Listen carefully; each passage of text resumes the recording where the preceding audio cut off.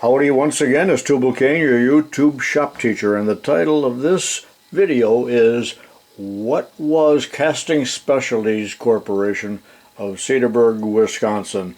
Now thank you for subscribing. If you have not already done so, please do so, and click on that little bell you see next to the subscribe button, and that will notify you then of when I come out with a new video. Very recently I had a three-part video on building this little Casting Specialties 2.5-inch wide drill press vise, and it was quite popular. A lot of people watched that video and enjoyed it, and I enjoyed doing the video and making the project again because I had made this so many years ago, and this is a repeat now. But shortly after that video came out, I got a wonderful letter from a man by the name of Glenn Smith, and he's 73 years old. He's about my age, and he had in the early 80s bought several of these casting kits, and I think put them together, and he still had a copy of the Casting Specialties catalog showing all of their projects. Now later in the video I'm going to slowly and methodically, page by page, photograph that. He sent me PDF files. I'm not able to directly put that on, so I printed it out, and then I'm going to show that. For those that are interested, this will be a long video, so you don't need to watch all that if you're not interested. But Casting Specialties was founded by a man by the name of Clarence Struck in Cedar, Wisconsin, which was my mother's hometown. So we visited there often, and when I was a teenager, my dad took me there, and we met Mr. Struck and looked over his facilities, and he was a nice man. My dad talked to him, but my brother and I think, were just kind of looking around. And at that time, they already were starting to make their little bulldozers, and I'll mention that later on. And they still have a website in Cedarburg, Wisconsin, which you can check out. They no longer make any of the castings. They make the little bulldozers and all those associated projects. I'm not sure if it is still owned by the Struck family. I really have no idea, because Mr. Struck would be 120 years old if he was still living, which of course he is not, I'm sure. Thank you, Glenn, for sending me this. Every project came with a set of instructions, which you see right here, and these were sent by Glenn. Remember, I made that vise pretty much by memory and baguesse and bagash, but now I have the full-blown blueprint from Struck that came from Glenn. And these were originally printed in blue ink, and they were extremely nicely done, easy for a student to read and understand, even if he hadn't had the drafting class. All of us in isometric there, so you get a general idea. And I think that's why I put isometrics in all of my drawings, because I thought that was so great. Clearly and cleanly dimensioned. And some of the more complicated projects would have several of these. Now, whether or not Mr.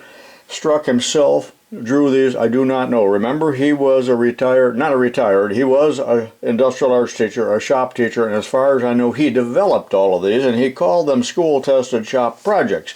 And there's at least 25 of them, and I hope I'm not breaking the copyright law by showing this, but I don't see a copyright mark on it at all. But I wish I would have had this drawing several weeks ago when I did the actual project. And you can see how nice that is. And then Glenn included something else that I did not know ever existed, and that is there was a base for this. Now this one isn't very clear, but can you see a picture of this vise being held in a tilting base, so that you had a vise that was set at an angle? So that was called the adjustable vise, and all of the numbering system and lettering system had made a lot of sense. Again, I didn't know that existed, and there were the instructions for it. Remember that this vise also was used with the Power Hacksaw kit that was advertised in Popular Science. Also, all of these Struck bulldozers and that had heavy advertising in Popular Science, and sometimes, or Mechanics, I'm not sure which, sometimes they were the cover article, cover picture, and there was complete instructions in there how to build it. So I think there were a lot of those made, and apparently still being made, so check that out on their website. But that's the drawings, and there were wonderful drawings like that for every one of the projects. I'm sitting in front of my computer now, and I think you know that on Google Books you can look at virtually every issue of Popular Science and Popular Mechanics that was ever published. So check that out if you should have the urge for that. Now, in May of 1967, this was the cover of Popular Science, and there's the Struck Mini Dozer. Inside of the magazine there's a rather lengthy article here on how you can build the midget dozer, and it says the kit is $350, and there's a man assembling it. There's what it looks like inside. That's pretty neat. And how the drive system works. Now, somebody recently told me that they had one of these, but the belting system and everything was pretty much of a nightmare and troublesome. How it works, there he's pulling an old Ford, bulldozing some sand. There's the complete kit and everything that came with it, and apparently the engine as well, and all kinds of directions on how to put it together. Okay, I punched in struckcorporation.com, and here is their website. It doesn't say CF Struck anymore, but look here, it said over 50 years they've been making that, and here is their product line. This is current. This is not archival. They got the mini dozer with the bucket on it, and there's all of their products. So check that out if you'd like to. And then they got a free catalog here you could send for. But hurry up, sale ends April 30th. I shouldn't bother showing you this because you could look at this yourself, but this is $3,900 for that kit. And look at how much fun you could have building that with your wife, and you don't get dirty either. That's the beauty of it.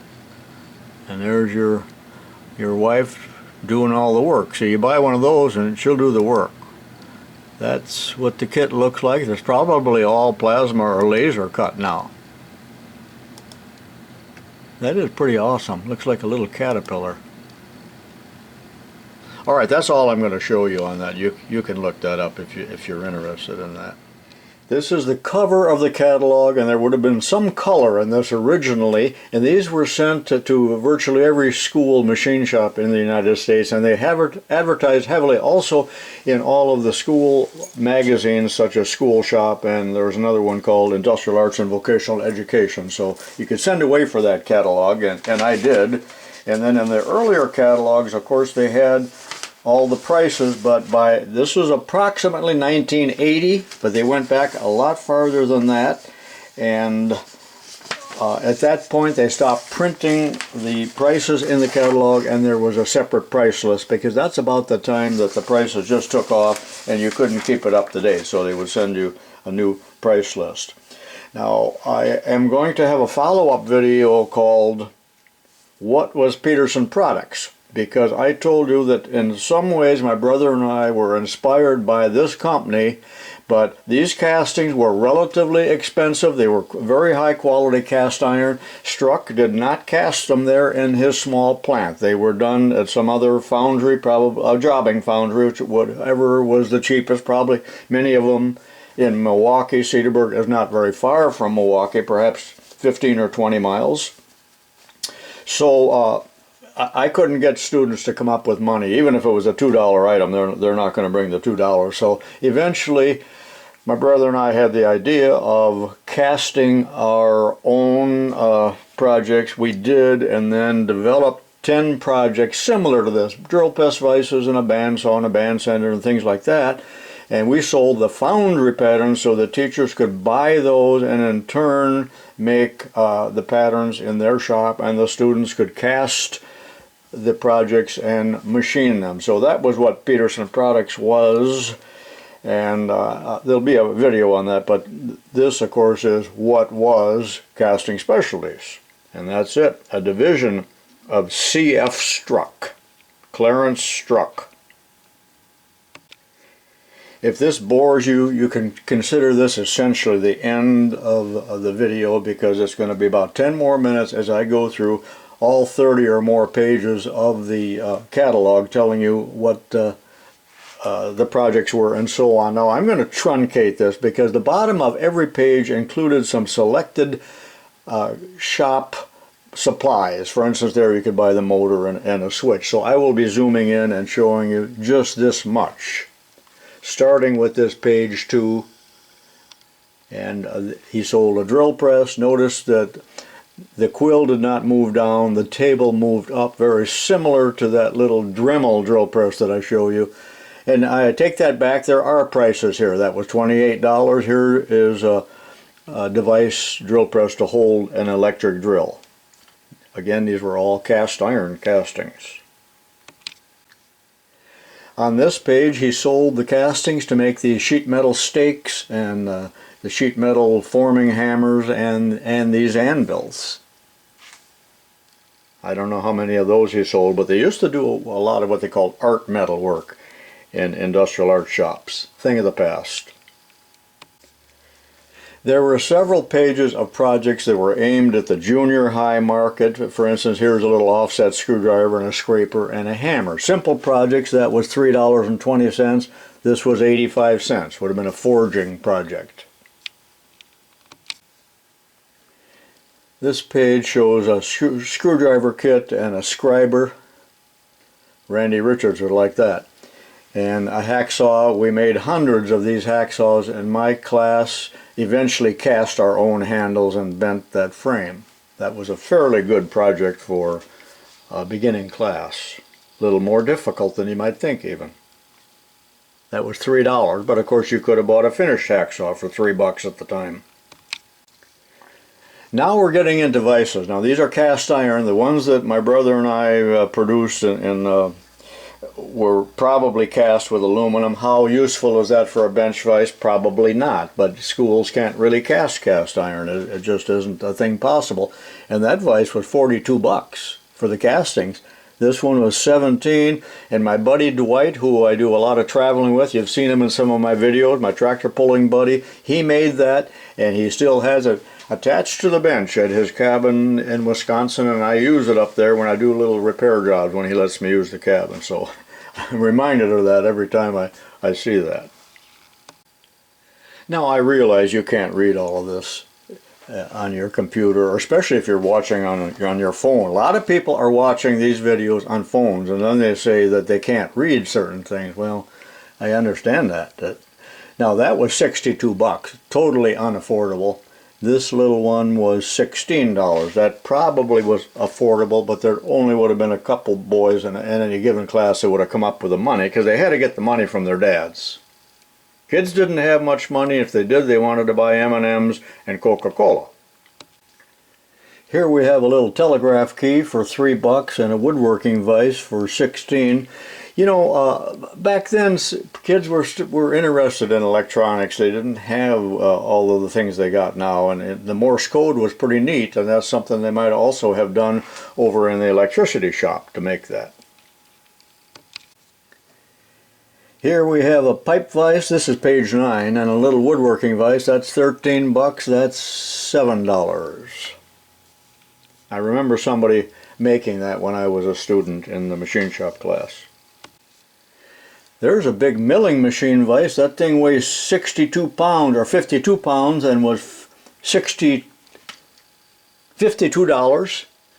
Now, here's what it's all about. There is the kit for that little vise, and it was $4.20, but if you wanted all the parts, you could get the steel and everything there in that bolt, and then it was $5.65. Notice that in this particular project at that time, they had changed the vise so that it had slots in the end. You didn't have to machine them, but remember that that was sometimes used in conjunction with a little power hacksaw. So there you see it for $4.20, and mine, of course, does not have a hole or a slot. I don't intend to put them. A couple people were mad at me. They said, "Why didn't you drill that?" Well, I could. And one guy got mad and said, "Saw that off. That's useless." You wouldn't believe some of the comments I get. Okay, there's the drill press vise sold along with the base. And how much? $8 plus, or it was $10 if you wanted to get the whole thing. So there it is. I don't remember that at all. that was available. And here's a nice big drill press vise, and then another one with the flanges on the side. Now, my brother and I in Peterson Products had two vices, the smaller one, and that's going to be a long video also of where I am now going to 3D print the patterns, because it wasn't just about machining, it was about making patterns as well. That was how much? 26 bucks. I remember somebody making that again when I was a boy in high school. There's two different casting kits for making woodworking lathes, and yet there was another page with two more that were just a little more complicated. I'm not going to show those because they don't interest me. Here's an interesting page. There's a V-block and then a surface plate which cost $11. That's it upside down, of course, and that would have to be machined and ground and maybe even hand scraped. Well, the kids can't hand scrape, so that wasn't going to happen. And there's a little iron vise. Now, is that iron or aluminum? That is cast iron, and it was $3, and we made thousands of these in my shop, but we cast them out of aluminum as a freshman project, and that was really just a paperweight. Is there anyone in all the civilized world that's still listening to me? This page showed a Foundry Flask, relatively small. I believe that was aluminum. And then there is a mold for making lead hammers. Wish I had one of those. It looks like it's got a lug down here to hold that in the vise, which is a nice feature. Here's an interesting page. Right here you can buy a mold, and that's not a project. That's a mold that is ready to use. I think it uses the Cook handles, and I had one of those at school, but the kids beat it apart trying to get it open and broke the castings, which are very thin. And then I had this, and I never did really use it much, but this was a mold that was used to make an angle, a little lead angle I would call it, that was used in a vise as a vise protector. Kind of useless, but I had to have it at one time. There's a compressor. Dick Walton made one of those when I was in high school. It never did work quite right. It's really too difficult of a project for a 16-year-old. Here's another junior high project, a set of candlesticks. And the ubiquitous Christmas tree stand. Do you know that there is a Christmas tree stand at every garage sale that there ever was? And a little press of some kind, I guess for book binding or something like that. And here it is on page 18, the very popular little power hacksaw. And this is the one that was featured many times in Popular Science, one time with a full-blown article about it, how to build it. Notice that it's got a little guard in this picture. Now they're starting to be safety conscious. They didn't have one of those earlier. And then there is the complete kit. And this is the kit that was really advertised for home projects because it didn't require a gear. It used, there's sprockets and roller chain. And that was how much? That was $47, and it used a 10-inch blade. I really wish this whole project could be scanned, this project book catalog could be scanned and put on vintage machinery. This is the one I built when I was in high school. I don't believe they had the chain driven one because this one has gears. So those are the very first gears that I ever cut in my life. Notice that it uses the little vise, the exact vise I just showed you. And what is the price at that time? In the 80s, $29. And then I believe it was redesigned with the chains and the sprockets so it was more user-friendly for somebody in a home shop, because there was nobody back then that was going to be able to cut gears in their basement. But anybody could put on chain and sprockets, which were available anywhere, but they were included in the kit. And it used a cast iron weight here to give it a little extra weight. Would it cut? Yes. It didn't cut any faster than a hand hacksaw. It's just that you didn't have to exert the energy and the sweat to make the cut. Page 20 here features a small 8-inch table saw for $18 and a grinder. And I remember this grinder, and I saw it on the internet, because this belt guard here reminded me very much, as I saw one of these in person, it was cast iron, as the cup that was worn by a baseball catcher. On this page, a complete selection of angle plate castings, unfinished. There's all the sizes and so on, and I wish I could still buy some of those for a project that I'm thinking about now. And here's something I did buy. I had at the high school. You had to drill it, but it would hold the hex keys. I was trying to get them organized, but you never could get the kids to put them back in there.